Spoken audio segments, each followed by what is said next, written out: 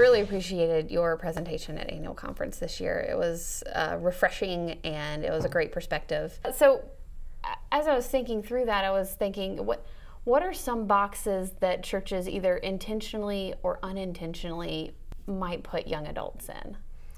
Yeah, well, and as I was thinking about this question, I was realizing that it's kind of funny that we even have a label millennial, Right.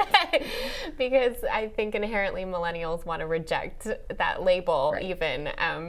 But churches, I think I've noticed over the years, a number of boxes that I've been put in are liberal, that all millennials are inherently politically liberal, which I don't know about you, but I have found to be completely erroneous. I think naturally we desire not to be placed in that liberal box, but to be placed in a box where we're free to explore all different angles of political issues, of theological issues, and really don't want to be placed on a spectrum anywhere. Yeah. So that's one. I think I've met many more politically conservative millennials. I've met many millennials who are much more liberal than I am. But I prefer to come at things from a biblical perspective rather than a political perspective. And so that's one box that I think we get stuck in when we look at this particular generation. And I think it's one that divides us from generations that particularly who have gone before us. I think sometimes people look at millennials and say, they're left wing, they're tree huggers, Right. they're I've gotten that one before. and they are in some ways disrespectful of those who've gone before them, and I know that that's something that I have never wanted to be seen that way. And truly feel that I'm not that way, and that other folks in our generation are not wanting to be that way either, but simply want to be able to explore beyond the particular boxes that churches have presented and society has presented for them. And so, I think another one is the box that we like to put all young people in, which is that they all love contemporary music, which is in some cases true. Right. Yes, we definitely have a broad appreciation for music and love popular music, but I don't know about you, but I spent 3 years of seminary education going to high church, liturgical, Anglican styles of worship, and I loved that, and I loved the traditional hymnody that we grew up with in church. And so I think it's really important that we not place millennials in that particular box, because I think that limits dramatically our capacity to minister with them. I think they're looking for something that's much more authentic, not wanting to be placed in a particular even worship category. Right. Some of the most transformative churches, I'm sure you've explored some of the emerging churches right now, are going way back to the older liturgies, really ancient liturgies of the church, and millennials are finding there a really powerful home. So those are some of the boxes, only a few. I'm sure there are more. Yeah. Millennials aren't the first generation to rebel against labels. No. There have been generations before us that have rebelled against labels. Why are labels so problematic? Well, I think inherently every time you establish a particular label, there is an assumption and a judgment attached to it. And every time there is a judgment attached to a label, there is inherently a division that is put up without without even thinking about it. You know, you're erecting a wall, and that's completely theologically and communally unhelpful. Yeah. I think when we think about these labels, I think millennials' deepest desire, and every person's deepest desire, is to be labeled by their baptismal label. You know, that's the only one that should ever apply. That we are all beloved children of God. You know, that is foundational. That is it. And beyond that, we have to start asking more interesting questions about who we are, you know, instead of beginning conversations with assumptions. So if labels divide us and boxes contain us, as you say, I don't want to be in a box. What can churches do to cut down those divisions? Or even better yet, what can churches do to never put them there in the first place? Yeah. This is so hard.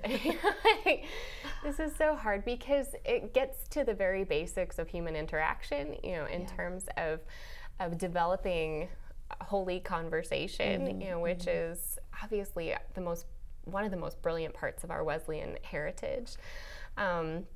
I think we really need to go back to the foundational level of how do we begin a conversation with someone. And with that, I love something that Desmond Tutu talks about, which is that he challenges people to every single time you encounter another person, picture yourself genuflecting before them. You know, and when you genuflect, what you're doing is, you know, making the sign of the cross, is that you're acknowledging the Christ in the other person. And I have, since I heard that metaphor, I have loved it, and I try to employ it as much as possible, because when we encounter the other by seeking Christ in them first, we find a little piece of ourselves, you know, we find a piece of community, and that wall that we would have built up if we had started with an assumption is immediately broken down by a sense of humility and grace. And so I think, you know, learning to encounter young people with a sense of seeking Christ in them, and also seeking to know where we can find a little bit more of who we are in them, and who God is calling us all to become together. I think that's a really exciting challenge and opportunity, and I think it's one that we lose out on when we place those labels. Have you had an experience where you talking about first seeing Christ, say at a Thursday night Frisbee game? Have you had an experience where that has, one, impacted your relationship with that individual, and or led to something involving the congregation you serve? Yeah, absolutely. In fact, in a really neat way, we've developed some beautiful relationships with young people at that Frisbee game, and so much so that, you know, after Frisbee, then we go have a barbecue, right? And this happens almost every Thursday night now. Yeah, and so we go have a barbecue and we sit around outside, you know, outside a campfire, just talking, and we ended up in an amazing conversation a few weeks ago about theodicy, you know, about why would God torture a suffering people, basically. And it mixed up in that were all kinds of concerns about politics, and fears about the future, but eventually the conversation came around to, how do we make decisions about these things? You know, what's our frame of reference for looking at the world? And most of the people sitting around that campfire one of them was sort of culturally Jewish, one of them was agnostic, one of them was vaguely Christian, you know, others sort of, you know, millennial. Right. Whatever. Yeah, wherever the spirit... Don't put me in a box. Exactly. The spirit is alive in me. And it came around very organically to a point where I could say to my friends, you know, hey guys, you know, like, these are hard things for us to make decisions about. These are really difficult things to analyze. But I gotta say, you know, from my point of reference, I come at it from the point of Jesus. You know, everything that I view about the world is viewed through that lens. You know, and then they asked more questions about that, you know, and it wasn't anything that I had to force on them. It was simply a real conversation with real people who genuinely cared about each other, and were seeking together to figure things out. And one of the people around that table is actually designing the new logo for our church. Fantastic.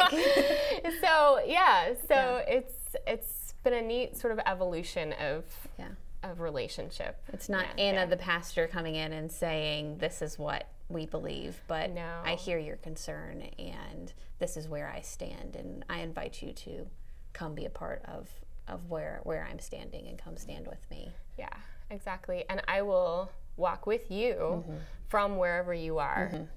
Exactly. I mean, they all know I'm a pastor, that's no secret. You know, but when I'm with them, I'm also a human being who's seeking to be faithful, you know, and I think that's a really beautiful thing, and I think that we need more of that in all generations, more circles like that. Yeah.